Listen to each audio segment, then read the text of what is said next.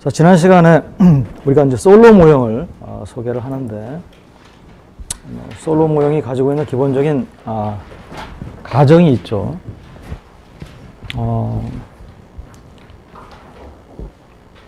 그래서 이제 결국은 이제 뭐 이렇게 가정을 하는 걸 보면은 왜 우리가 생산함수로부터 가정을 시작하느냐. 왜냐하면 생산량이 결국 소득이 되는 거니까, 또 생산량이 증가하는 게 경제 성장이잖아요. 그러니까 우리가 생산함수부터 이렇게 생산함수의 특성으로부터 소개를 시작하고, 그 다음에 이 생산량이 증가하는 요인이 뭐냐. 결국은 이 함수를 보면 K가 증가하는 거하고 L이 증가하는 것이 생산량을 증가시키는 거 아니에요. 그러니까 경제 성장의 원천이. 여기 그렇기 때문에 생산함수로부터 시작을 합니다. 그 다음에 이제 여기는 사실 여러분들이 이제 경제 성장의 원천으로서 너무나 여러분들이 당연하게 생각하고 있는 기술 진보는 현재 여기 들어있지를 않아요. 그거는 뭐 솔로가 기술 진보라고 하는 것을 중요시하지 않았다는 게 아니고 간단한 모형을 먼저 소개하기 위한 것이고, 기술 진보는 바로 이걸 가장 간단한 모형을 본 다음에 들어옵니다. 그거는. 그리고 사실 기술 진보라고 하는 게 경제 성장에 있어서는 가장 중요한 팩터죠. 그렇지만 지금 우리가 기술 진보를 뺀다면은 이 생산함수에서 볼 때 경제 성장의 원천, 소스가 뭐냐? 생산함수만 봐도 알 수 있어요. 이게 경제 전체의 생산함수고 Y가 증가하는 게 경제 성장이거든요.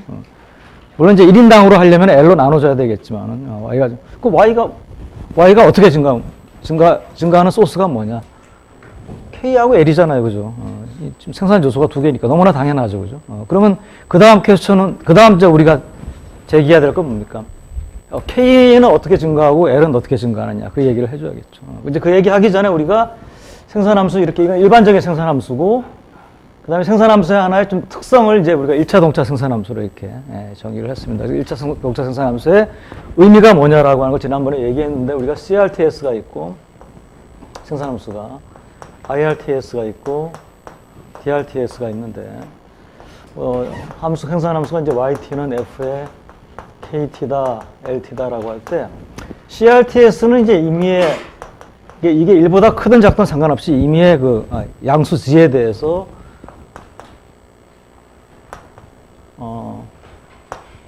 K도 지배하고 L도 모든 투입 요소를 지배했을 경우에 원래 생산할 수 있었던 거, 이게 YT죠. 이거에 정확하게 지배만큼 생산량이 늘어나면은 이게 이제, 그러니까 우리가 지난번에 소개했던 걸 이렇게도 쓸 수 있다는 겁니다. 그래서 1차 동차를.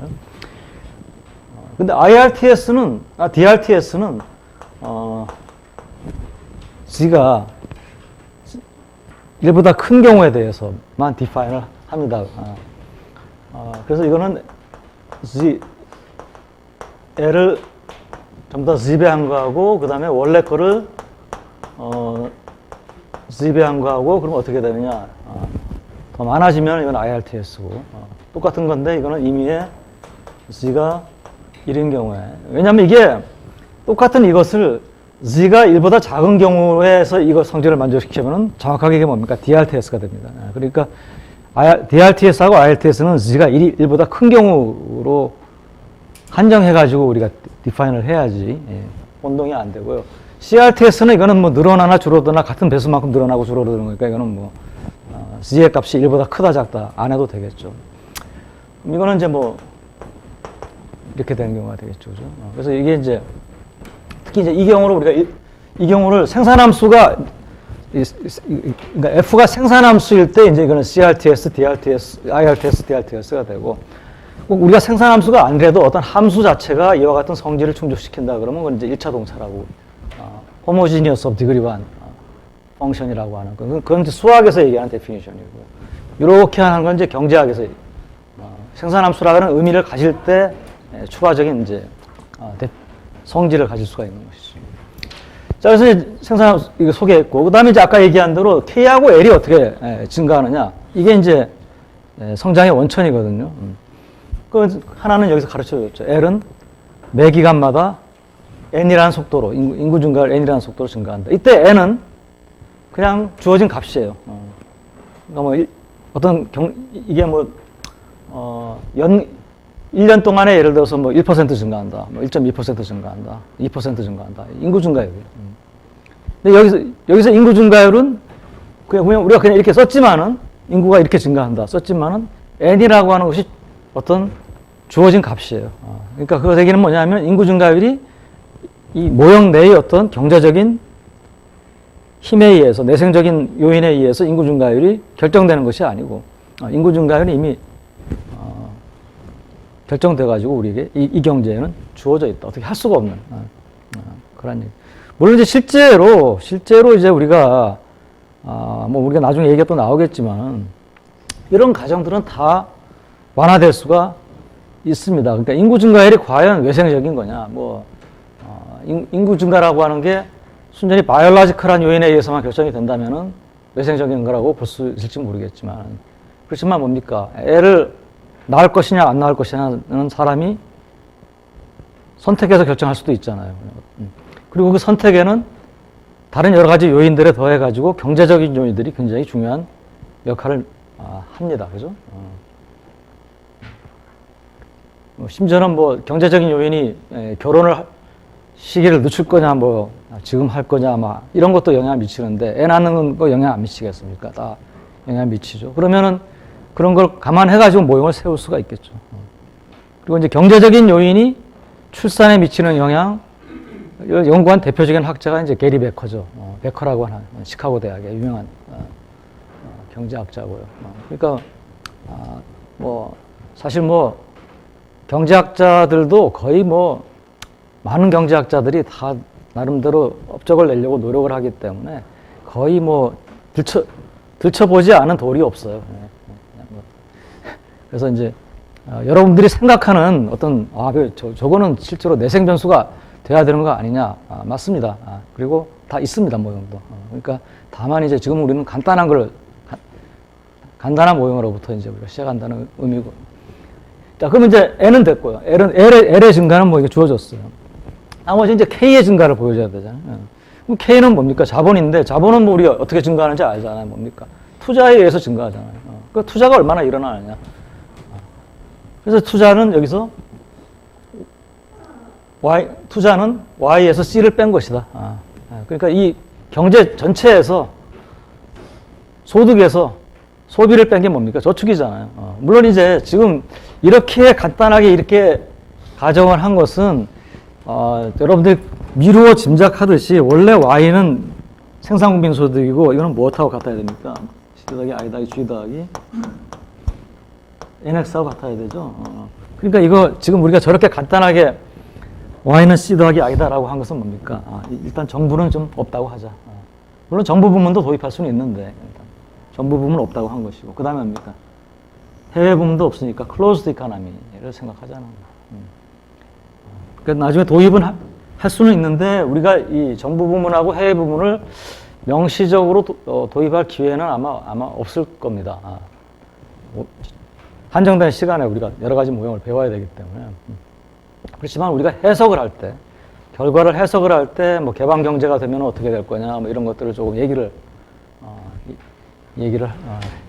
해볼 수가 있을 것 같습니다.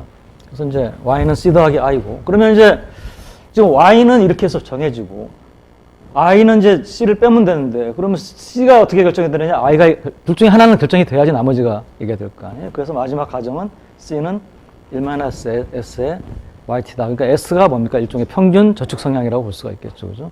그러면 1-S는 평균 소비 성향이고 따라서 C는 Y의 일정 부분이 소비가 된다는 이런 가정입니다. 그래서 가정 4와 가정 5를 그러면 이제 이 경제는 이런 거예요. 이제 여러분들 뭐 우리 거시경제 1이나 경제 원론 때 경제의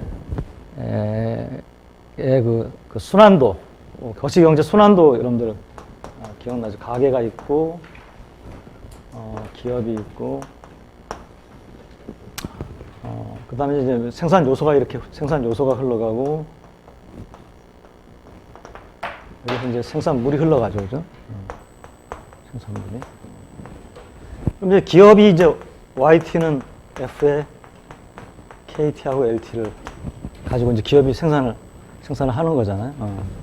이때 이제 KT하고 LT는 생산 요소는 기업이 가게로부터 뭐 고용을 하거나 임대를 하거나 뭐 가져가는 거죠. 그러면 이것이 이제 가게가 이제 사실 KT하고 LT는 가게가 소유를 하고 있는데 이것이 이제 늘어나면은 이게 장기이기 때문에 경제 성장은 장기이기 때문에 이게 늘어나면은 이게 고용이다 안 되면 어떻게 할까? 이거는 우리가 걱정을 일단 하지 않는 거예요. 그러니까 그냥 경제 성장은 누누이 얘기하지만 장기보다도 더 긴 장기예요. 그래서 우리가 우리가 보통 거시경제에서는 이제 단기가 있고 장기가 있고 장기는 이제 고전화폐 세상이죠. 모든 가격이 신축적이 되는. 경제 성장은 그것보다 더 긴 장기이기 때문에 뭐 very long run이라는 표현을 쓰는 사람도 있고 secular라고 하는 표현을 쓰는 사람도 있습니다. 그러니까 보통 우리가 얘기하는 그냥 롱런하고도 그 구분하는 거예요. 그래서 어떤 경제학자들은 secular라는 말을 쓰기 싫어서 우리가 얘기하는 단기는 그냥 숏런이고 우리가 보통 얘기하던 그 모든 가격이 신축적이 되는 그 장기를 intermediate run이라고 부르고요. 그리고는 이제 성장을 장기라고, 롱런이라고 부르는 사람도 있습니다. 그러니까 이건 뭐 누가 이렇게 부르라는 법칙이 있는 게 아니기 때문에. 그러니까 그럴 정도로 이제 세 개의 기간이 구분이 되는데 그러면 경제 성장이 very long run, secular라고 하는 것은 결국 뭡니까? 롱런보다도 더 길다는 얘기니까 가격은 당연히 신축적이라는 얘기예요. 가격이 신축적이면 시장은 항상 균형을 이루죠. 그러니까 완전 고용이 됩니다. 수급이 일치합니다. 그래서 이게 늘어나면은 고용이 안 되면 어떨까? 뭐 실업이 생기면 어떨까? 이런 거 우리가 걱정을 하지 않고 자연 실업률 정도를 빼놓고는 나머지는 다 고용이 된다라고 생각하고. 그래서 이 장기 성장의 문제를 얘기할 때는 그런 이제 우리가 단기에 생각하던 마찰적 요인은 생각하지 말고 이제 한다는 걸 기본적으로 머릿속에 깔고 그런 것들을 막 성장론 하는데 그런 것들을 막 걱정을 한다라면 이제 성장이 가지는 그 타임 프레임을 이해를 못한 사람들이 그런 걸 걱정을 하겠죠. 그죠? 그래서 이제 가계가 이걸 이제 늘리는 거예요. 늘리는데 L은 뭡니까? L은 생물학적인 요인에 의해서 외생적으로 N이라는 속도로 늘어나는 거예요. by N이라고 하는 걸 늘어나는 거죠. K는 뭡니까? K는 가계가 소비하고 투자를 어떻게 하느냐를 결정함에 따라서 결정이 되는데 이것도 뭡니까? 이 모형에서는 1-S라고 S죠, S. 소비는 전체에서 1-S만큼 소비가 일어나고 S만큼 저축이 일어나고 그 저축이 다시 투자가 되기 때문에 내가 이거를 안 썼구나. 이게 요게 소비고요. 이게 소비면 저축은 당연히 얼마가 되겠습니까? SYT죠. 그리고 저축하고 투자는 이것도 롱런이기 때문에 저축하고 투자는 항상 같아집니다. 그렇기 때문에 뭐 S나 I나 경제 전체에 같아지게 되겠죠. 그래서 이런 이제 얘하고 얘가 이런 속도로 그러니까 증가하는 증가하는 메커니즘 특성 그것을 우리가 모형에서 스페시파이를 했어요. 그죠? 그럼 이제 우리가 이제 분석하려고 하는 것은 이와 같은 경제가 이와 같은 특성을 보일 때 시간의 흐름에 따라서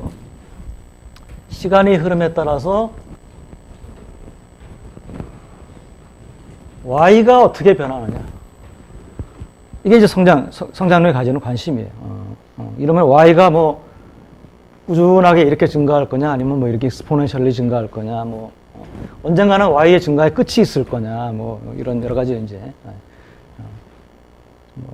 중간에 과정하고 한참 시간이 지난 후하고는 좀 Y가 증가하는 모습이 달라질 거냐, 뭐 여러 가지 관심이 있을 수가 있잖아요. 내가 지금 방금 얘기한 관심들이 결국은 뭡니까?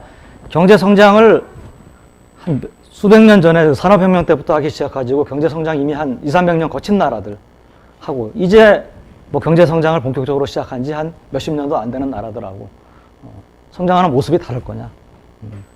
아니면 뭐 한 300년쯤 지나면 경제 성장 이제 뭐 더 이상 뭐 여지가 없으니까 뭐 끝날 거냐 그러면 느리게 성장하기 시작한 나라가 빨리 성장한 나라를 따라잡을 수 있느냐 언젠가는 여러 가지 이제 질문들이 그럼 어떻게 하면 따라잡을 수 있느냐? 뭐 여러 가지 질문들이 던져질 수 있잖아요. 그래서 그걸 이제 그걸 보기 위해서 Y를 봐야 되고, 내가 얘기했듯이 뭡니까? YT를 보는 것보다는 경제 성장은 이걸 보는 게 더 중요하다 그랬죠. 그죠? 1인당을 보는 게. 예, 그래서, 이걸 보든, 왜냐면 이거를 알면은 우리가 뭡니까? 이거 LT를 나눠주는데 LT는 저렇게 움직이는 걸 아니까 나눠주기만 하면 되잖아요. 그러니까 어떤 걸 구하든지 이쪽을 구하면 이쪽을 구할 수 있어요. 서로 왔다 갔다. 자, 이제 다음 번째 넘어가겠습니다. 이제 우리가, 근데 1인당 생산함수라고 하는 개념을 이제 소개를 하겠습니다. 이 1인당 생산함수를 우리가 사용하면은 이 Y가 경제 전체의 아웃풋이라고 그랬잖아요. 그걸 L로 나누면 1인당 아웃풋이 되죠. 1인당 아웃풋이 우리가 정말로 보고 싶어 하는 거거든요. 그러니까 굳이 Y를 구한 다음에, 움직임을 구한 다음에 L로 나눠줄 필요 없이 그냥 바로 우리가 분석을 할 수가 있겠죠. 그럼 1인당 생산을 어떻게 구하느냐? 우리가 1차 동차의 성질을 이용을 합니다. 1차 동차에서, YT는 F에, KT, LT라고 하면은 이걸 두 배 다 Z배하면은 Z 곱하기 YT는 F에 ZKT, ZLT입니다. 이때 Z의 값은 임의의 양의 숫자입니다. 그죠? 자, 그러면은 이 Z 대신에 우리가 뭘 집어넣냐면은 LT분의 1이라고 하는 걸 대입을 하겠습니다. LT분의 1. 왜냐면 L은 인구니까 뭐 양수고 LT분의 1도 양수잖아요. 그러니까 뭐 임의의 양수에 위배되지 않는 거니까. 그럼 집어넣으면은 이건 LT분의 YT가 되고요. F에 LT분의 KT가 되고,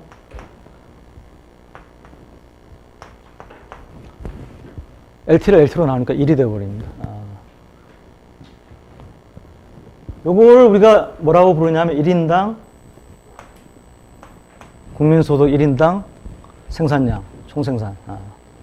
요거는, 이건 경제 전체의 자본 스톡이니까 경제 전체의 1인당 자본 스톡이죠.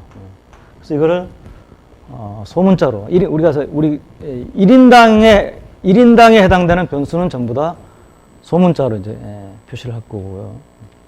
노테이션의 약속이, 경제 전체의 규모를 나타내는 변수는 대문자로 표시가 되겠습니다. 그러면 요거는 보면은 F에 KT하고 1이죠. 그러면은 우리가 원래 생산함수는 아웃풋이 자본하고 노동의 두 개의 양을 알아야지만 우리가 계산할 수 있었는데 1차 동차의 성질 때문에 1인당 아웃풋은 각각을 알 필요가 없이 뭡니까? 1인당 자본 스톡만 알면은 그 값을 계산할 수가 있습니다. 어떻게 계산하느냐? 거꾸로 돌아가서 F에다 집어넣으면 되죠. 그죠? 자, 그래서 우리가 이거를, 이 F는, 물론 KT만에 의해서 결정이 되지만 요 항이 여전히 있습니다. 그래서 요거를 이것이 KT만의 함수라는 의미에서 요 함수를 다시 쓰겠습니다. F에 KT라고 이렇게 쓰겠습니다. 이건 이제 define입니다. 요걸 이렇게 쓰자는 거예요. 그러면 요 F의 KT, 이거를 우리가 뭐라고 부르냐면 1인당 생산함수라고 부르겠습니다. 자, 1인당 생산함수 우리가 이렇게 하는 거예요. 예를 한번 볼까요, 여러분들? YT는 A의 KT의 알파, LT의 1-알파. 이게 이제 카프다글러스 생산함수고 알파 1-알파 일 때 이것이 1차 동차죠. 그러면 양쪽을 L로 나눠 봅시다.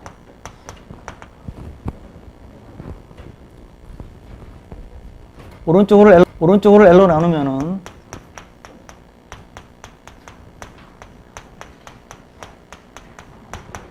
이렇게 쓸 수 있죠. 왜냐하면 위에 분자는 요거고 분모는 LT의 알파, LT의 1-알파니까 알파끼리 없어지고 LT만 남습니다. 그죠?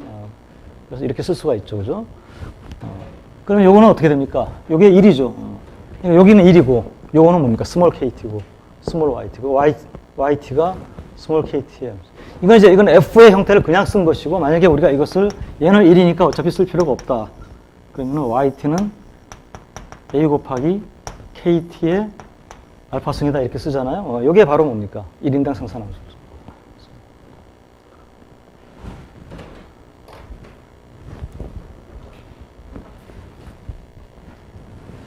자, 이제 우리가 1인당 생산함수를 이렇게 도출을 했습니다. 이거는 어떤 생산함수가 구체적인 형태로 주어져 있으면은 구체적인 형태로 구할 수 있지만, 뭐 일반적으로도 이렇게 해서. 자, 우리가 1인당 생산함수 도출했는데, 이 f의 이제 성질을 알아야 되잖아요. f의 모양. 이걸 좀 알고 싶어요. 모양을 알고 싶으면 우리가 뭘 해야 됩니까? 첫째는 f'kt를 알고 싶어요. 한번 kt에 대해서 미분한 게 어떤 값을 가지는지. 자, 그러면은 이거는 어떻게 구하느냐? 이거 뭐 어려울 거 없습니다. 이제 1인당 생산함수의 데피니션을 가지고 구하면 됩니다. 왜냐하면 이거는 이렇게 쓸 수가 있겠죠. dkt의 dfkt죠. fkt를 kt에 대해서 미분한 게 f'kt잖아요. 그죠? 근데 이 fkt는 우리 define 이렇게 했잖아요. 원래 생산함수를 가지고. 항상 데피니션으로 돌아가면 dkt의 dfkt의 1이에요. 그러면 f 안에 아규먼트가 두 개가 있는데 두 개 중에 앞에 거에 대해서 미분한 거잖아요. 이거 앞에 거에 대해서 미분하는 거 이게 바로 뭡니까? 이렇게 내가 쓰면 우리 여러분들 이게 우리가 f 함수 처음에 소개했을 때 자본의 한계 생산물 fkl을 k에 대해서 미분한 거. fkl을 k에 대해서 미분한 거. f 스몰 k를 스몰 k에 대해서 미분한 거. 같은 거잖아요. 같습니다. 그래서 이 f. 그러면 이 값은 어떻게 됩니까? 당연히 0보다 큰 값을 가지고. 한 번 더 미분할까요? 우리가 뭐 모양을 두 번 미분한 거를 알면 좋겠죠, 더. 두 번 미분한 건 뭡니까? 이거를 k에 대해서 두 번 미분한 거예요. 뭐 더 쓸 필요도 없이 fkk라고 하는 걸 여러분들이 알 것이고, 이것은 뭡니까? 음의 값을 가진다는 걸 압니다. 그러면 여러분들이 1인당 생산함수의 모양을 그림을 그린다면은 이게 k고 이게 yt라면은 k가 제로일 때는 당연히 제로에서 출발할 것이고, 기울기가 양인데 k가 커질수록 그 기울기의 값이 줄어들어요. 그러면은 이런 모양을 가지고 절대로 기울기가 음으로 변하지는 않습니다. 계속 이렇게 이런 모양을 가진다는 걸 알 수가 있습니다. 그래서 뭐 어렵지는 않은데 계속 이런 식의 이제 수식이 나오기 때문에 여러분들이 조금 이런 것들하고 익숙해. 왜냐하면은 이거 복잡하니까 이제 이 결과만 이제 뒤에 이제 쫙 도출해가지고 이제 결과 나오거든요. 그럼 결과만 외워가지고 그래가지고 이제 그 결과 그 수식을 어떻게 좀 이용해가지고 답을 하려고 하는데, 내가 여러분들에게 요구하는 거는 가정에서 출발해서 모든 결과를 스스로 도출할 수 있는 것을 요구를 합니다. 그러니까 당연히 시험 문제를 만약에 낸다면은 결과를 조금 고쳐가지고 답할 수 있는 문제보다는 내가 가정을 좀 바꿨을 때 어떤 결과가 되느냐라고 하는 것을 여러분들이 뭐 운이 좋으면은 그냥 뭐 답을 바꿔가지고 맞출 수도 있는데, 뭐 여러분들 것이 이래서 채점하는 방식을 본 사람들은 알겠지만 우연히 답을 맞추더라도 나는 점수를 주지를 않습니다. 도출 과정을 보여라 그러면 도출 과정이 나와야지만 나는 점수를 주기 때문에. 그러니까 여러분들에게 내가 요구하는 것은 가정에서도 출발해가지고 모든 모형이 다 그렇습니다. 결과를 여러분들이 도출을 할 수 있는 능력을 요구를 합니다. 물론 뭐 그 능력이 내가 떨어져서 내가 결과만 뭐라도 좀 쓴다. 당연히 뭐 부분 점수는 줍니다. 뭐 노력에 대해서는 주는데, 여러분들 내가 여러분들의 이 수업을 통해서 이 후반부에 요구하는 것은 그런 것이다라고 하는 것을 이해를 하고, 자.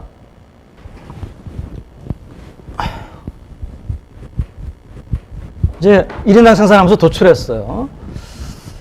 자, 이제 우리가 원하는 게 뭐냐면은 이제 우리가 YT가 시간의 흐름에 따라서 어떻게 변하는지를 알고 싶어요.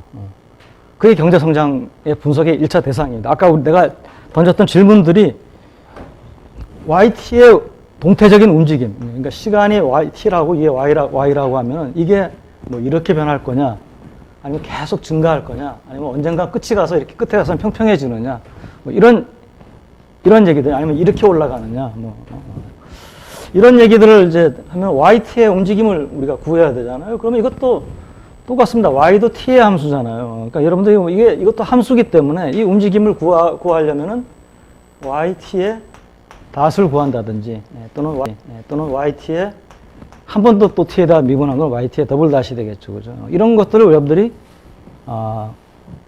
T에 대해서 한 번 미분하고, 아까 우리가 F의 움직임을 구하기 위해서 F 프라임 구했고, F 더블 프라임 봤잖아요. 그러면 어느 정도 우리가 F의 모양을 알 수가 있어요. 모든 건 뭐 다 동일한 요령이고, 뭐 이게 이제 여러분들이 아마 뭐 고등학교 때 미분 배우면서 아마 미분 이거 이용해가지고 복잡한 식의 어떤 특성을 파악하고 이런 연습 문제를 굉장히 많이 풀었을 텐데, 바로 그런 목적이거든요. 미분이라는 게. 그래서, 이걸 구해야 되는데, 자, 이걸 직접 구하지 않고, 일단은 우리가 뭐냐면, 이게 Y가 KT였잖아요. 그러니까, YT의 움직임하고, 그걸 보기 전에 우리가 먼저 보려고 하느냐면, KT의 움직임을 보자는 거예요. KT의 움직임은 KT 닷을 먼저 보면 알 수가 있겠죠. 왜냐면 KT의 움직임을 우리가 알면은 YT의 움직임을 알 수가 있습니다. 왜? 뭐 미분은 아직 익숙하지는 않겠지만 만약에 내가 이 Y를 T에 대해서 미분하면 어떻게 됩니까? YT의 닷이죠. 이퀄 이거는 뭡니까? F를 K에 대해서 미분하고 K를 다시 이 전체를 T에 대해서 미분하는 건데 이게 사실은 K가 이런 거거든요. T의 함수거든요. 그죠? 그러니까 이걸 T에 대해서 미분하면은 K를 T에 대해서 미분한 거 곱하기 F를 이 덩어리에 대해서 미분한 거. 미분에 있어서 체인 룰이죠. 그죠? 그 체인 룰이거든요. 다른 게 아니고. 그래서 사실 이거는 F 프라임 곱하기 KT의 닷이에요. 우리가 F'은 우리가 양의 값을 가진다는 걸 알아요. 그러니까 KT 닷의 움직임을 알면은 YT 닷의 움직임을 우리가 어느 정도 알 수가 있어요. 그래서 우리는 KT 닷을 먼저 보겠다는 거예요. KT 닷을. 자, 그러면 이제 우리가 KT 닷을 보겠습니다. 이제 이때까지 볼까요? 1인당 생산함수 도출했고, 1인당 생산함수의 모양을 우리가 저런 모양을 가진다는 것 아까 봤고요. 1인당 자본량의 증가속도 KT 닷을 이제 구하려고 합니다. 그럼 KT 닷 어떻게 구하느냐? 여러분들이 이게 닷이 익숙하지 않으면은 또 이 T도 익숙하지 않으면 이렇게 원래 이거를 이렇게 놓고 원래 KT의 모양하고 닷의 데피니션을 놓고 이렇게 시작을 하면은 그럼 이게 뭡니까? 이 KT는 뭡니까? 다시 LT분의 KT 자, 데피니션을 자꾸 가지고 여러분들이 그 다음에 이건 뭐 DT 그러면 이거 분모 분자가 T의 함수인 여러분들은 뭐 FX분의 GX라고 하는 그런 HX라는 함수가 있는데 이거를 X에 대해서 미분한 거랑 같은 거잖아요. 그죠? 그렇죠. 그러면 분모 분자에 다 이게 있으면은 이거는 그래서 이거 원래 이렇게 가는데 이제 우리는 닷의 노테이션을 우리가 자꾸 익숙해져야 되기 때문에 이거는 뭡니까? KT 닷은 DT분의 D LT분의 KT예요. 그죠? 그죠? 그 다음에 요거는 둘 다 T의 함수이기 때문에 분모 분자가 다 T의 함수일 경우에 여러분들 뭐 잘 알잖아요. LT의 제곱분의 KT를 DT에 대해서 미분한 거 KT 닷 곱하기 LT 빼기 KT LT 닷 그죠?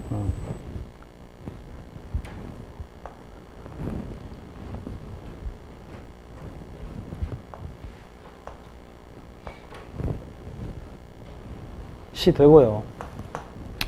앞에 거 다시 쓰겠습니다. LT분의 LT 없어지고 KT 다시 되고요. 뒤에 거는 쉬워요. 왜냐하면 LT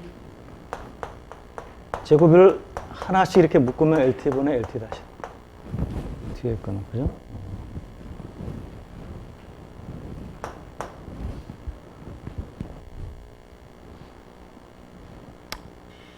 걱정하지 말아요. 여러분도 12월 중순 정도 되면 나처럼 할 테니까.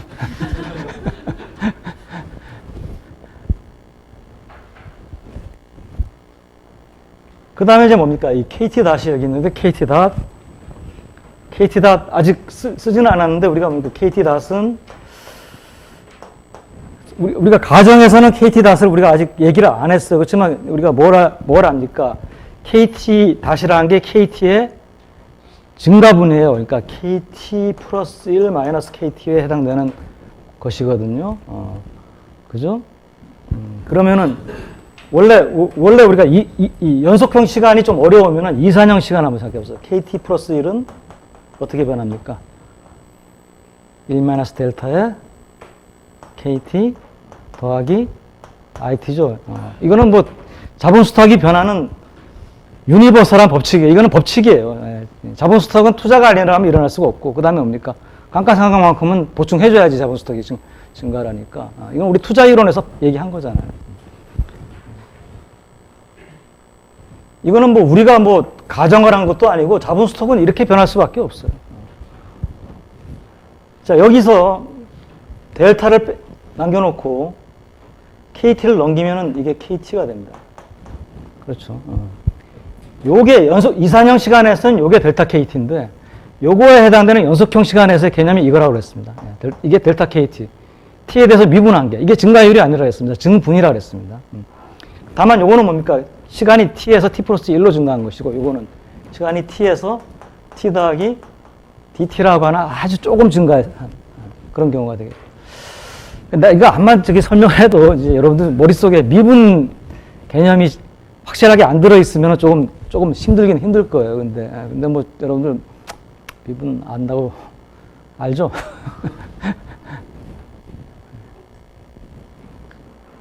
마이너스 빼먹었다. 마이너스. 자, 그러면은 요거를 그대로 어나일러지를 해서 가져오면 이거 어떻게 되겠습니까? 마이너스 KT 마이너스 델타의 KT. 그러니까 우리가 T 플러스를 이렇게 이산형이 움직인다라고 하면 연속형에서는 T 플러스 DT. 아주 조금 시간이 지난 다음에 바로 다음에. 그렇게 생각을 하면은 이제 쉬운데, 마이너스 델타 KT 더하기 IT죠.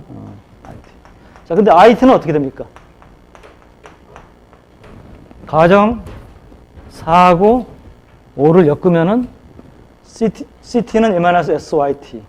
집어넣으면 다시 넘기면은 IT는 S 곱하기 YT.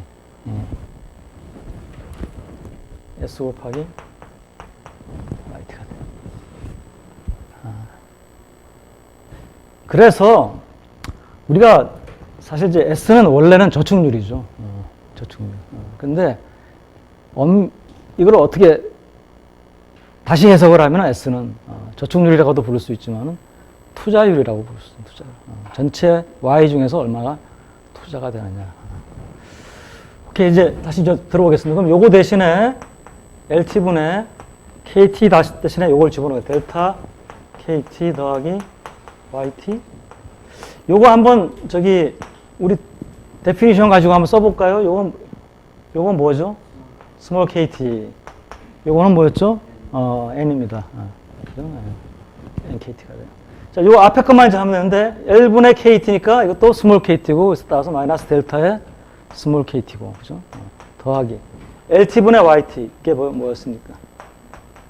YT. YT인데, YT는 F의 KT죠. 1인당 생산함수니까. 미안해. 오케이. 맞아. SY, FKT. 여기 S를 우리가 빼먹었네. 마이너스 NKT. 자, 이걸 정리를 하면은 S 곱하기 FKT 마이너스 N 더하기 델타의 KT입니다. 이렇게 여기다 다시 쓰겠습니다. KT의 움직임은 S 곱하기 FKT 마이너스 N 더하기 델타 KT. 이런 움직임을 가지고.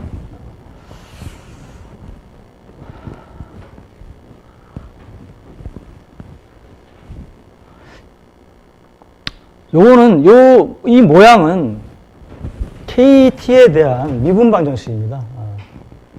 그냥 보통 뭐, 미분 방정식이라는 말을 뭐 들어봤을 수도 있고, 뭐 경제 수학에서 조금 간단한 걸 배웠을 수도 있지만은, 미분 방정식인데 이것은 뭐 F의 구체적인 함수 형태가 주어져 있지 않으면 풀 수는 없죠. 그죠? 그러니까 만약에 아까 얘기한 캅 더글러스다. 예를 들어서. KT 닷은 S 곱하기 KT의 알파스 마이너스 N 더하기 델타의 KT다. 그러면 이거는 KT를 풀어가지고 KT의 클로스드 폼 솔루션을 구할 수가 있습니다. 뭐 구할 수 없는 경우도 있어요. 뭐 미분 방식은 항상 클로스드 폼 솔루션을 구할 수 있는 건 아니죠. 자, 우리는 다행스럽게도 미분 방식 여러분에게 미분 방정식을 풀라고 요구는 엔간하면 안 할 겁니다. 그럼 우리가 미분 방정식을 안 풀면은 KT의 움직임의 특성을 우리가 모르잖아, 알 수가 없잖아요. KT가 어떻게 움직이는지 그걸 알아야지만 YT가 어떻게 움직이는지를 알 거고, 그걸 알기 위해서 우리가 KT 닷을 구한 건데. 그래서 이건 미분 방정식인데, 이 미분 방정식을 안 풀고 어떻게 하느냐. 그러니까 미분 방정식을 푸는 것은 간단한 형태는 우리가 경제 수학이나 이런 데도 나와서 풀 수가 있어요. 아주 간단한 거. 근데 조금 복잡해지고 그러면 미분 방정식 그거 제대로 푸는 게 힘들어요. 그래서 엔간한 경제학자들도 수학을 다 뭐 수학자처럼 잘하는 게 아니니까 공대 학생들처럼. 그러니까 이제 보통 이제 쿡북 메소드라고 해가지고 그러니까 이제 우리가 요리 재료의 원리를 다 몰라도 그냥 요리책이 있으면 그거 따라서 하면은 요리가 나오잖아요. 그것처럼 이것도 이제 그냥 이렇게 따라서 하면은 해를 구할 수 있는 그런. 그러니까 그건 이제 요리책에 있는 것만 우리가 할 수가 있겠지. 그런 게 있어요. 그러니까 보통. 그래서 우리도 그런 걸 쓰고요. 여기서는 그거조차도 안 쓰고 이제 이걸 성질을 구하는. 그러니까 완전히 성질을 다 구할 수는 없겠죠. 그게 뭐냐면은 이거 대신에 이거를 국면도라고 하는 것을 이제 했습니다. 페이즈 다이어그램.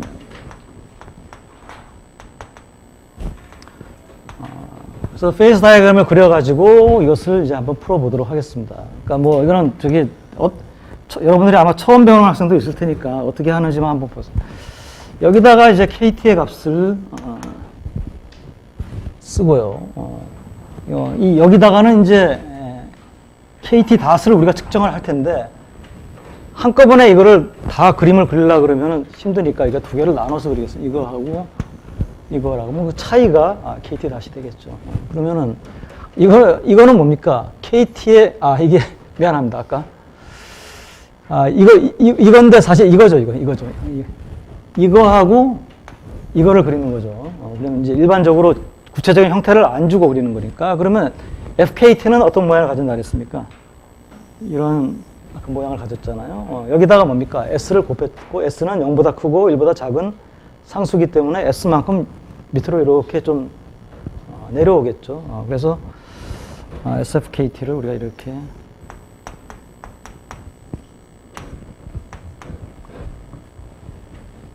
그릴 수가 있고요.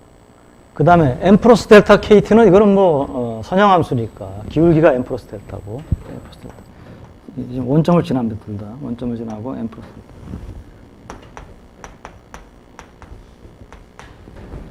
그러면 KT 닷은 뭡니까? 두 개의 차이죠. 차이인데 이쪽은 뭡니까? KT 닷이 양의 값을 음의 값을 가지는 영역이고, 이쪽은 KT 닷이 양의 값을 가진 영이고 차이가 크면 클수록 KT 닷의 절대값은 커지는 거죠. 자, 그러면 이제 국면도는 아직 우리가 국면도를 완전히 그린 게 아니에요. 국면도는 이제 여기는 이제 지금 현재 이 미분 방정식은 변수가 딱 하나잖아요. 이럴 때는 이제 국면도를 이렇게 그립니다. 이제 요게 두 개 만나는 점이 있잖아요. 요걸 중심으로 보면은 오른쪽에서는 만약에 현재 어떤 경제의 KT가 여기 있다. 현재. 그죠?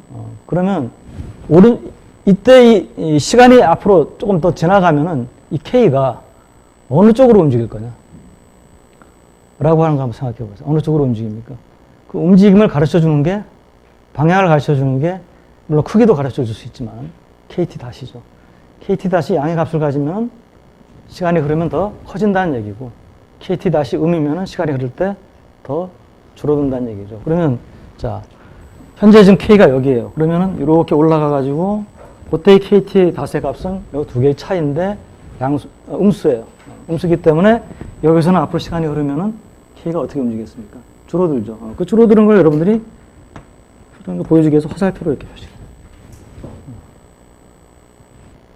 그러면 여기뿐만 아니고 오른쪽에서는 다 이렇게 줄어듭니다. 그죠? 그래서 뭐 그걸 좀 더 강조하기 위해서 화살표를 왼쪽으로 이렇게. 이 화살표가 의미하는 것은 KT가 여기 있거나 여기 있거나 여기 있거나 크기를 얘기하는 건 아니고 아직. 크기는 이제 요게 보여주죠. 보여주기는. 이게 크면 클수록 화살표는 더 빠른 속도로 줄어드는 것이고, 그렇지만은 전반적인 방향이 줄어드는 방향으로 갈 것이다. 이쪽은 뭡니까? 뭐 우리가 따져보면 알겠지만 여기는 양수고 양이면은 시간이 흐르면은 KT가 증가한다는 얘기니까 화살표를 이렇게 오른쪽으로 할 수가 있죠. 그러면 이쪽은 증가하고 이쪽은 감소하는데 어딘가 끝나는 데가 있을 거 아니에요? 그게 어디입니까? 여기죠. 여기는 뭡니까? KT 닷이 제로예요. 그러니까 시간이 흐르면은 KT는 더 이상 안 움직인다는 얘기 아닙니까? 그래서 요거를 이제 K의 S라고 이렇게 S라고 했나요? 스타라고 했나요? K의 스타라고 했네요.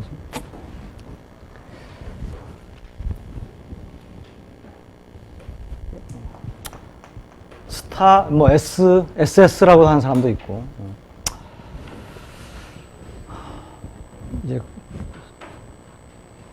그래서 요게 국면도입니다. 사실 국면도의 요체는 요 부분이 국면도의 요체입니다. 요걸 알면은 여러분들이 최소한 뭘 압니까? K가 여기, K스타보다 큰 여기 있으면은 시간의 흐름에 따라서 이게 줄어들 거다. 그래서 시간이 충분히 흐르면 어디로 갈 거냐? K스타로 갈 거다. 더 이상 더 줄어들지는 않으니까. 그러니까 뭐 종점이 있는 거죠. 그죠? 아까 우리가 종점이 있는지 한번 물어봤잖아요. 계속 증가하느냐, 1인당이. 종점이 있죠. 멈추는 점이 있어요. 자, 요거는 뭐 경제 성장이라고 볼 수가 없죠. 이제 경제 성장은 이제 이쪽에서 출발하는 것이 경제 성장이죠. 여기 있으면은 증가하겠죠, K. 그래서 어디까지 가겠습니까? K스타가 가면은 끝나겠죠. 그래서 이 K스타를 우리가 뭐라고 부르냐. 그래서 우리가 국면도를 그려라 그러면은 이 그림을 그리면 되는 거고요. 국면도를 통해서 K의 움직임을 파악하라 그러면 지금 내가 한 얘기를 해주면 됩니다. 여기서 우리가 알 수 있는 게 그거니까. 이제 K스타라고 하는 것을 이제 봅시다. K스타. K스타를 영어에서는 뭐라고 하냐면 스테디 스테이트라고 부릅니다. 스테디 스테이트. 여기서 SS라고 우리가 부를 거고. 근데 이 용어만 쓰는 게 아니에요. 이 용어만 쓰는 게 아니고 여러분들이 이제 좀 가면은 뭐 이거 한 챕터 가지고 우리가 몇 줄을 끌 수가 없으니까 존스 책을 좀 우리가 들어갈 텐데 존스 책에 들어가면은 똑같은 솔로 모형을 가지고 설명을 하면서 K스타에 해당되는 개념을 밸런스드 그로스 패스라고 부릅니다. 그래서 이걸 우리는 그냥 약자로 BGP라고 부르겠습니다.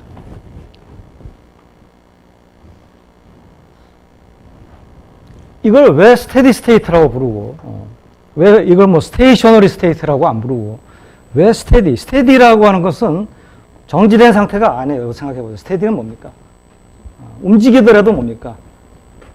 똑같은 속도로 이렇게 움직이면 스테디예요. 그죠? 그냥 걸어가는 스테디하게 걷는다. 서 있는 게 스테디가 아니죠. 그걸 저는, 그건 뭘 말합니까? 지금 경제 성장에 내가 끝이 있다라고 했는데 끝이 정지 상태가 아니에요. 정지 상태라면 아마 스테이셔너리 스테이트라고 불렀을 거예요. 그죠?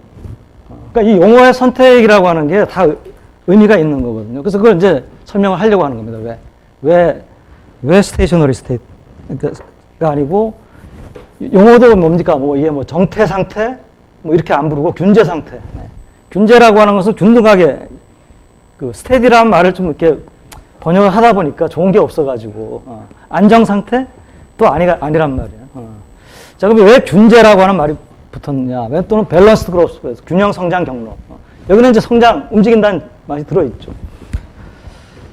자, 이 균제 상태라고 하는 것은, 사실은 어디서 나온 개념이냐면, 여기서 나온 개념이 아니고, 이 미국 방역에서 나온 개념이 아니고, 경제 성장을 연구하는 데 관심을 가진 학자들이 이런 생각을 했어요. 아까 내가 얘기했던, 그러니까 뭐, 예를 들어 한 300~400년 전부터 경제 성장을 시작해가지고 굉장히 오랫동안 성장을 해서 어느 정도 성장이 머추어된, 한참 성장이 머추어된 이제. 그러면 이제 한참 중간에 성장하고 있는 나라하고는 뭔가 다를까? 다르지 않거든요. 그러면 그런 나라들이, 그러니까 그런 나라들이 성장은 한참 지금 저 성장 경로에 있는 나라들하고 다른 어떤 특성을 가지겠느냐라고 하는 것을 학자들이 좀 궁금증을 가졌어요. 그래서 이 사람들이 실제 경제를 보고 생각해낸 게 아니고, 이 오랫동안 성장을 해온 나라들은 이런 모습을 가지겠다. 그게 뭐냐 하면은 모든 변수들이 똑같은 속도로, 균제라고 하는 것이 다 균일한 속도로 성장을 하는.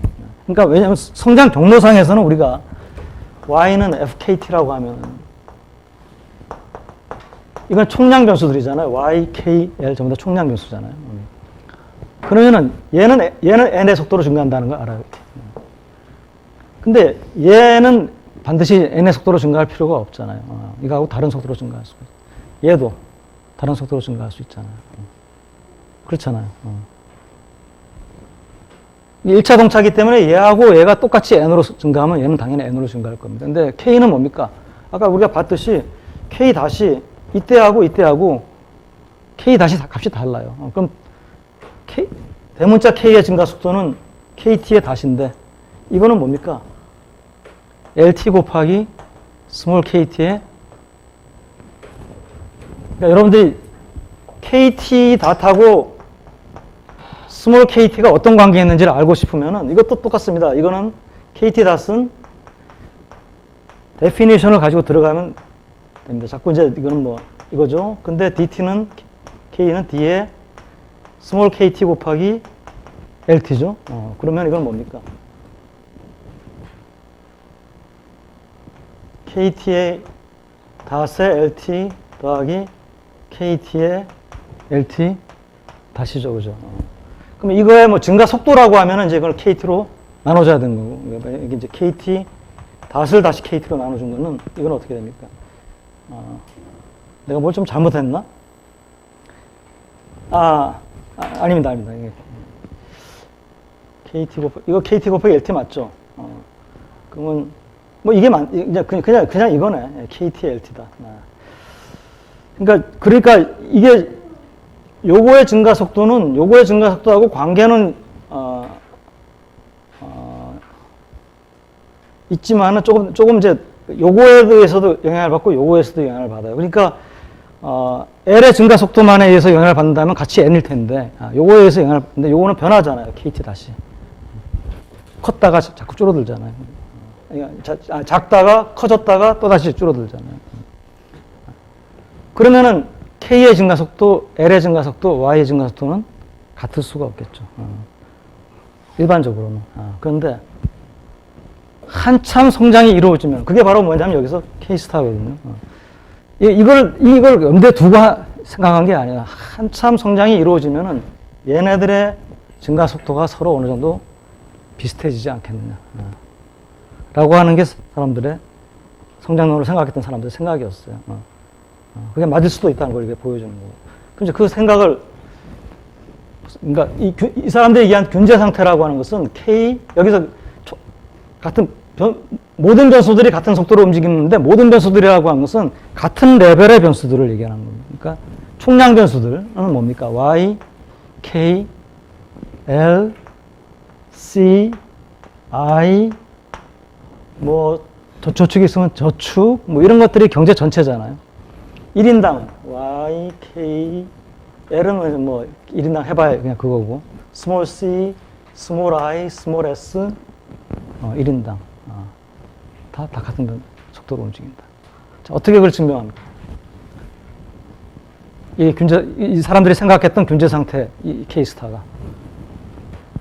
그걸 우리가 어떻게 합니까?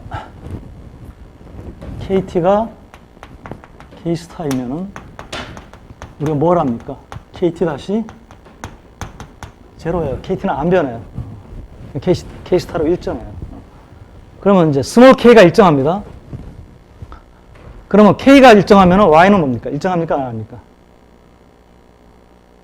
어떻게 알아요? Y를 한번 들여다봐야 소용이 없어요. Y는 뭡니까? FKT잖아요.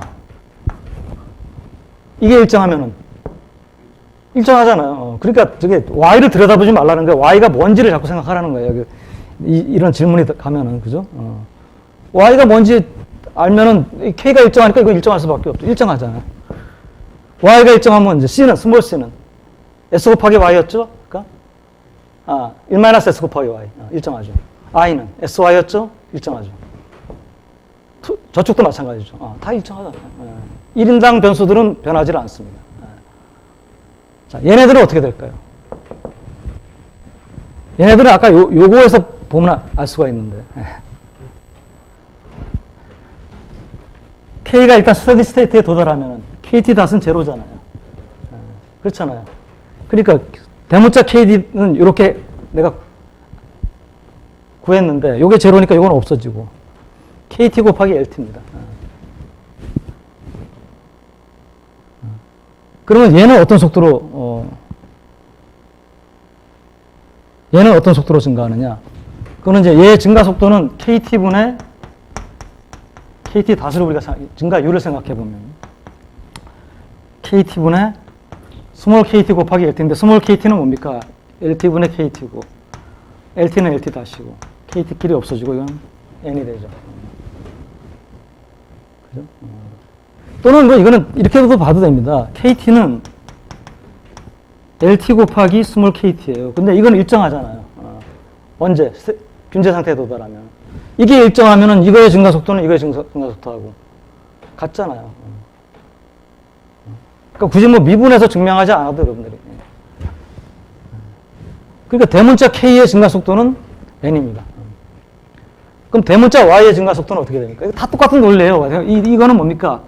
L 곱하기 Y입니다. 그죠? L 곱하기 Y. 근데 Y는 일정하니까 L의 같은 속도죠. 이것도 마찬가지입니다. C는 C 곱하기 L입니다. L이 스몰 C는 아까 일정하다 그랬잖아요. 그러니까 L의 속도가 같이 증가하죠. 다 똑같습니다. 그러니까 뭡니까? 총량 변수들은 다 어떤 속도로 성장합니까? 인구 증가하고 같은 속도로 똑같이 증가. 그래서 움직이지 않는다는 게 아니고 움직이되 같이 움직인다는 의미에서 균제라고 하는 그 용어가 붙습니다.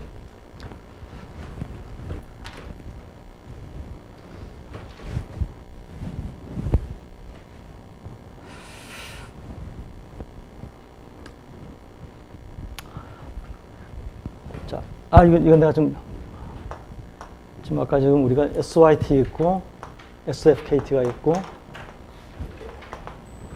N 플러스 델타 KT가 있고 이걸 K스타 균제 상태라고 그랬죠. 또는 뭐 KSS라고도 합니다. 이렇게 간다 그랬죠. 자, 이 그림을 가지고 우리가 또 한 가지 얘기를 할 수가 있습니다. 지금까지 얘기하는 균제 상태 자체를 얘기한 것이고, 균제 상태의 안정성. 이 안정성이라는 것은 영어로 이제 스터빌리티죠. 그래서 경제학에서 어떤 균형이나 어떤 상태가 안정적이다라고 하는 것은 뭐냐면은 거기서 어떤 충격에 의해서 벗어났다라고 할 때 그 상태로 다시 돌아갈 수 있는 힘이 경제 내부에 있으면은 안정적이라는 표현을 씁니다. 안정적 균형이 안정적이다. 스테디 스테이트가 안정적이다. 그러면 예를 들어서 현재 여기가 케이스가 있습니다. 자, 만일에 지금 여기에 있었는데 혹시 어스퀘이크가 나가지고 전체 공장의 한 절반 정도가 다 사람은 하나도 안 죽고 기적적으로 전체 생산 시설의 절반이 전부 다 그냥 무너져 버렸다고 합시다. 그러면 경제가 어떻게 되겠습니까? 어디로 가겠습니까? 이때는 점프가 가능하죠. 왜냐하면 어스퀘이크라는 것 때문에 순간적으로 절반이 사라져 버리니까 자본 스탁이지만은 저량이지만은 점프가 아주 이건 특이한 경우죠, 그죠? 보통 저량은 유량에 의해서 천천히 움직이는 게 저량이잖아요. 유량이 흐름이 쌓여가지고. 그런데 이런 경우는 이쪽으로 바로 점프가 될 겁니다.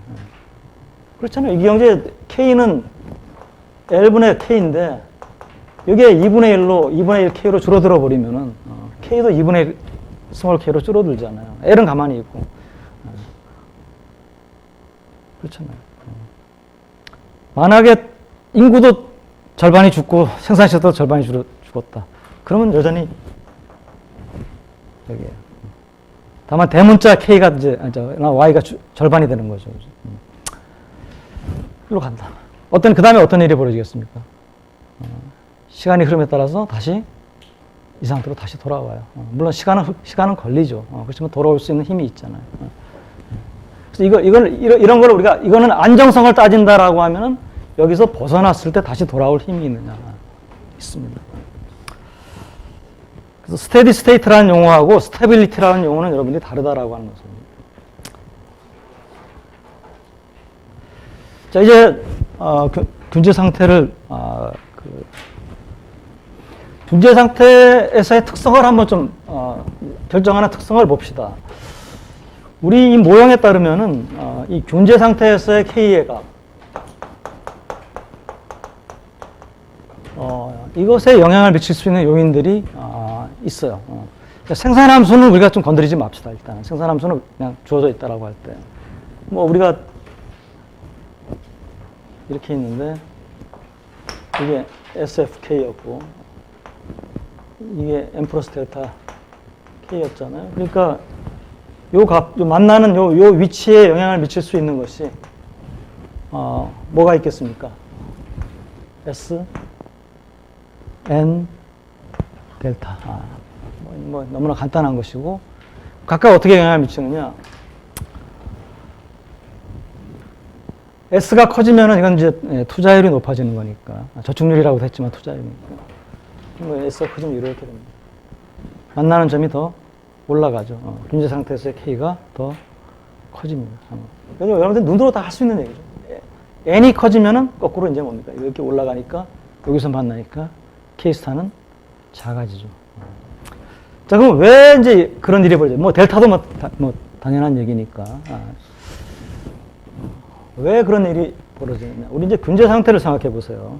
그러니까 KT 닷을 다시 한번 봅시다. KT 닷은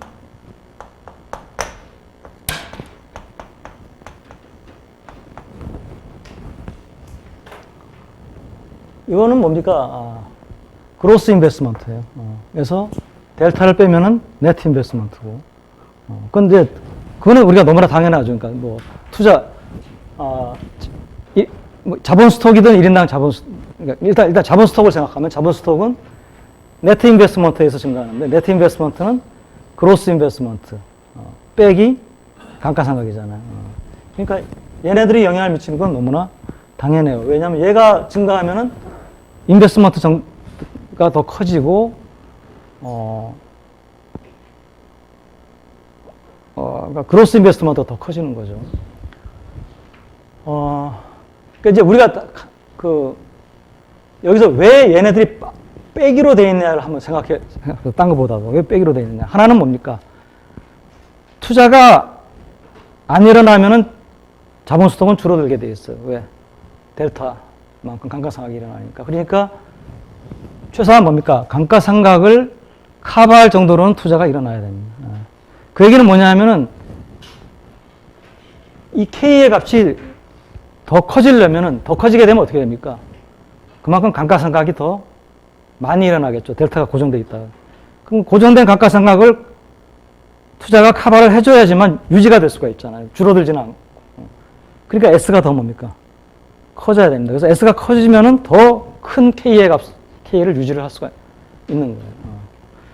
근데 또 한 가지가 있습니다. 이 K가 대문자 K가 아니고 1인당입니다. 즉 L분의 K가 스몰 k입니다. 그러니까 이 값을 줄어들지는 않고 그냥 현상 유지를 시키려면 뭡니까? 델타도 커버를 해줘야 되겠지만 감가상각을. 요게 증가를 하고 있잖아요. 요거 증가 속도만큼 얘가 증가해야지만 얘는 안 줄어들어요. 그 때문에 N을 인구 증가율을 커버해줘야 됩니다. 그게 바로 뭐예요? 요 N이에요. 그러니까 내가 이 K 스타 값보다도 더 큰 K 스타 값을 준재 상태로 가지려면, 그러니까 그게 이제 그 K 값을 계속 유지를 할 수 있으려면은 이게 스몰 K 값이 높아지면은 그걸 유지하기 위해서 필요한 K의 증가가 감가상각 소모되는 거 더 많이 커버해줘야 되고 인구 증가만큼도 더 커버해줘야 되거든요. 그러니까 뭡니까? 더 투자가 많이 일어나야겠죠. 그래서 투자가 많이 일어나야지만 더 큰 K를 유지할 수 있는 것이고, 투자가 같다면은 N이나 델타가 커지면은 당연히 뭡니까? 유지할 수 있는 K의 수준은 낮을 수밖에 없다는 얘기죠. 그죠?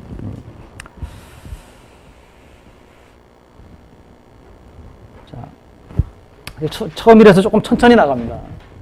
자, 지금 여기까지 이제 왔는데요. 여기서 지금 내가 빼먹은 게 혹시 없나? 뭘 빼먹었나? 빼먹은 없는 것 같아요. 자, 여기까지 오면은 여러분들이 이런 생각이 조금 들 겁니다. 이게 이 K-스타의 값을, 이게 지금 높으면 더 좋을 것 같잖아요. 이게 높다는 건 뭡니까?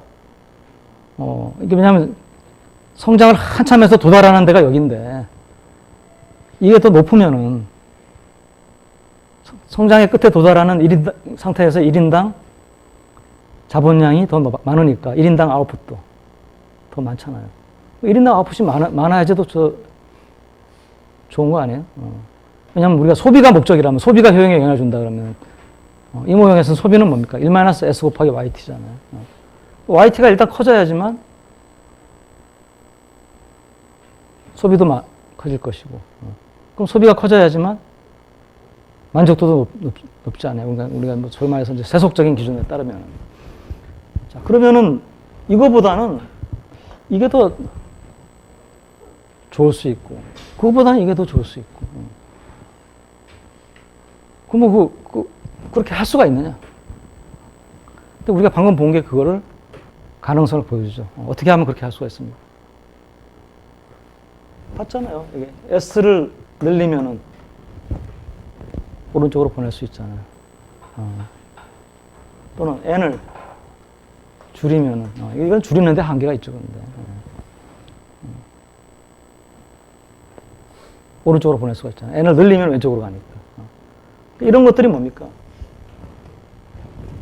경제 성장에 영향을 줄 수 있는 정책 변수죠. 정책 변수. 그러니까 우리가 뭡니까? 이 정책 변수를 통해 가지고, 그러니까 이건 S는 이제 여기서는 저축률이지만은 뭐 투자율도 될 수가 있어요. 그럼 투자를 촉진을 장려하는 뭐 어떤 정책을 쓴다든지.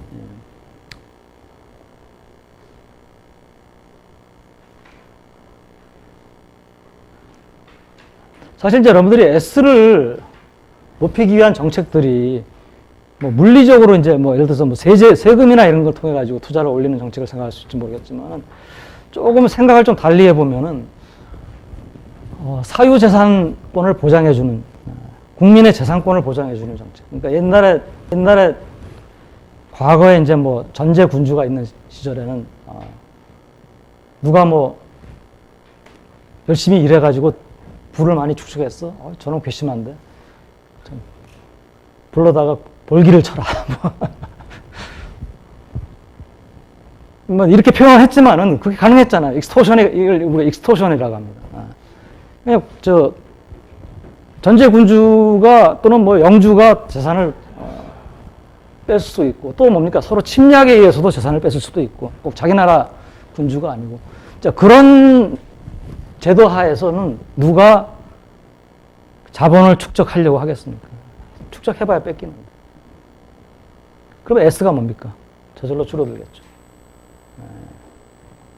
그러니까 이게 지금 여러분들이 조금 생각을 해보면은 S를 늘리는 게 지금 현대적인 의미에서는 뭐 예를 들어서 뭐 세금을 투자를 촉진하는 어떤 세제나 어떤 뭐 정책을 통해 가지고 S를 늘린다. 아니면 정부가 저 재정 지출을 가지고 뭐 도로나 댐이나 이런 인프라 투자를 한다. 그것도 투자니까. K를 늘리는 거니까. 이런 걸 뭐 직접 한다. S 늘리는 방법이에요. S 늘리는 방법이 여러 가지 있습니다. 근데 그보다 더 근본적인 것은 뭐 근처에 있는 바로 근처에 있는 나라 생각해 보세요. 보도 바로 우리나라 국경 바로 위에 있는 그 사람들이 자기가 시장 경제 열심히 해가지고 했더니 한 10년 전인가 언제 화폐 개혁 해가지고 현금 갖고 있는 거 10대 1로 쫙 해버리니까 모아놓은 재산이 10분의 1로 없어져 버리잖아요. 성공하지 못하니까 또 그 화폐 개혁 제안했던 그 사람들도 또 목을 탁 쳐버리고. 그러니까 이 단순한 정책보다는 뭡니까? 이 제도, 재산권의 보호, 이런 것들이 이제 중요성이라는 게 이런 데서 볼 수가 있는 거예요. 그러니까 우리가 간단한 모형이지만은 사실 간단한 모형 가지고도 우리가 인사이트만 있으면은, 그러니까 직관만 있으면은 굉장히 중요한 생각들을 할 수가 있는 거예요. 이전에 경제 성장에 대해서 생각했던 경제학자들이 지금 우리가 알고 있는 이 모형을 다 알고 있었던 거 아니에요. 솔로 모형 정도 가지고 생각을 해서 그런 얘기들을 할 수가 있었던 것들이거든요. 그러니까 굳이 뭐 복잡한 모형 갈 필요가 없다는 거죠. 자, 근데 이제 일단 우리가 S나 N을 통해 가지고 이제 K스타를 선택을 할 수가 있다라고 이제 정부가 예를 들어서 할 수가 있다. 그러면은 이제 고민이 생깁니다. 이거 뭐 무한정 그러면 오른쪽으로 보내는 게 좋은 거냐? 어디까지 보내는 게 어느 K스타를 선택하는 게 좋은 거냐? 그렇죠. 그러니까 이게 지금 내가 얘기하는 이 얘기들이 전부 다 스토리가 어느 정도 있잖아요. 그죠? 그 스토리를 따라서 생각해 보면 바로 그런 얘기들에 우리가 도달할 수가 있습니다. 그 다음 얘기는 만약에 이걸 선택할 수 있으면 어디를 선택하는 게 좋냐. 그럼 그 기준은 뭐냐? 어디를 선택하는 것이 좋다라고 하는 건데 그 좋다라고 하는 기준은 뭐냐? 그 기준이 세워지면은 어디를 선택하는지가 우리가 찾을 수가 있을 거예요. 그죠? 그래서 그거를 이제 다음 시간에 얘기를 하도록 하겠습니다. 네, 오케이.